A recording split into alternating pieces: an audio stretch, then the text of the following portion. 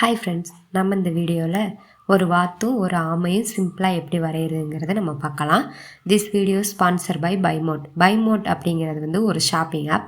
அந்த ஷாப்பிங் ஆப்பில் நம்ம வீட்டுக்கு தேவையான மளிகை ஜாமான் எல்லாமே வாங்கிக்கலாம். மளிகை ஜாமான் மட்டும் இல்லைங்க, பேபி ஃபுட்ஸு, ஃபாஸ்ட் ஃபுட்டு இது மாதிரி எல்லாமே வாங்கிக்கலாம். நீங்கள் எது தேவைப்படுதோ அதை சர்ச் பண்ணி பார்த்து நீங்கள் உங்களுக்கு பிடிச்சதை வாங்கிக்கலாம். இதில் வந்து உங்களுக்கு பிடிச்ச பிராண்ட்ஸுமே அதில் இருக்கும். அதுலேயும் நீங்கள் என்ன பிராண்ட் நீங்கள் யூஸ் பண்ணுவீங்களோ அதையே நீங்கள் சர்ச் பண்ணி பார்த்து வாங்கிக்கலாம். இந்த ஆப்போட லிங்க் வந்து நான் டிஸ்கிரிப்ஷனில் கொடுக்குறேன், செக் பண்ணி யூஸ் பண்ணிக்கோங்க. தேங்க்யூ. வாங்க ஃப்ரெண்ட்ஸ், வீடியோக்குள்ளே போகலாம்.